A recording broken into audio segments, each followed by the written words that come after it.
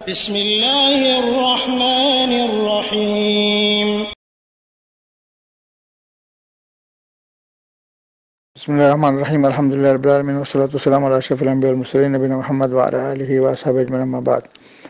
ওয়ালাইকুম আসসালাম ওয়া রাহমাতুল্লাহি ওয়া বারাকাতুহু। সম্মানিত ভাই, আপনি যে প্রশ্ন করেছেন যে বর্তমান মুসলিম সমাজে প্রচলিত ওয়াজ মাহফিলে যারা বক্তৃতা করে তারা সবাইকে সম্মিলিতভাবে জুড়ে সুবহানাল্লাহ আলহামদুলিল্লাহ এইভাবে জিকির করা, এটা শরীয়ত সম্মত কিনা? না, এটা শরীয়ত সম্মত না, এটা একটা বেদাতি কর্মকাণ্ড। কারণ রাসূল সাল্লাল্লাহু আলাইহি ওয়াসাল্লাম যখনই কোনো আলোচনা করতেন, দিনের শিক্ষা দিতেন, এরকম কোনো প্রমাণ পাওয়া যায় না যে বলতেন যে জুড়ে সুবহানাল্লাহ বলো এবং আস্তে কেন বলতেছো, আরো জোরে বলো।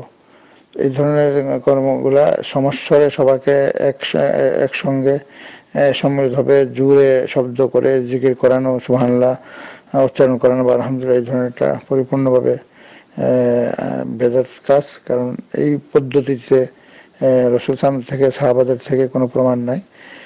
যে আলোচনা করবে সে নিজে বলবে আলহামদুলিল্লাহ, তখন এটা শুনে যারা উপস্থিত তারাও মনে মনে বলবে, এবং কোনো আশ্চর্য জিনিস যদি আলোচনা করে সে নিজে বলতে পারে সুবহানাল্লাহ আল্লাহু আকবার, সে বলবে এটা আলোচনা, যেহেতু সে জুড়ে করতেছে সেক্ষেত্রে সে জুড়ে বলবে, কিন্তু যারা উপস্থিত তারা চুপে চুপে মনে মনে বলবে।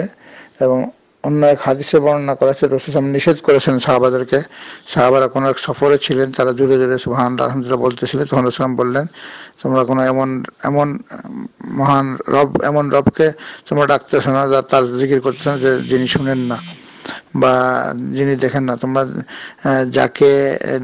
যার জিকির করতেছো তিনি অনেক নিকটে আসেন এবং সবকিছু শোনেন। কাজেই সূরা আরাফের 205 নম্বর আয়াতে আল্লাহ তাআলা নিষেধ করে দিয়েছেন। আল্লাহ তাআলা বলতেছেন, আউযু বিল্লাহি মিনাশ শাইতানির রাজীম ওয়াযকুর রাব্বাকা ফী নাফসিকা তাদাররুআন ওয়া খীফাতান ওয়া দুনাল জাহরি মিনাল কওলি বিল গুদুওয়ি ওয়াল আসাল ওয়া লা তাকুম মিনাল গাফিলিন।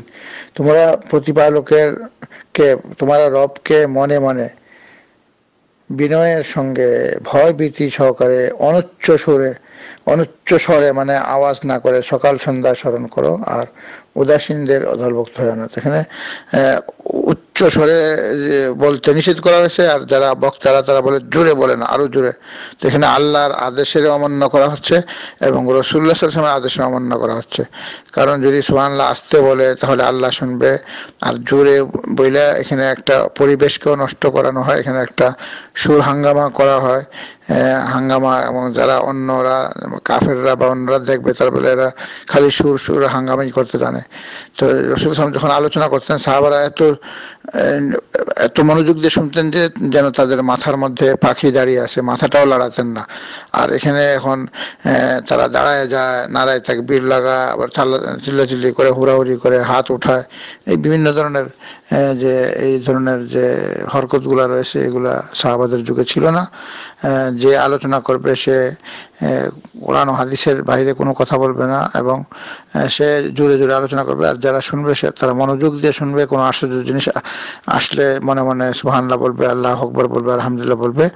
আর যে আলোচনা করে সে তখন সুবহানাল্লাহ আলহামদুলিল্লাহ আল্লাহু আকবার কথার পরিপ্রেক্ষিতে জোরে বলতে পারে, তাতে কোনো অসুবিধা নেই। আমরা মহান রাব্বুল আলামিনের দরবারে দোয়া করি আল্লাহ তাআলা আমাদের সবাইকে জীবনের সকল ক্ষেত্রে রাসূলুল্লাহ সাল্লাল্লাহু আলাইহি ওয়াসাল্লামের আদর্শ মেনে চলার তৌফিক দান করুক। সাল্লাল্লাহু আলা নবিয়িনা মুহাম্মদ ওয়া আলা আলিহি ওয়া আসহাবিহি আজমাইন বিরহমাতিকা ইয়া আরহামার রাহিমিন।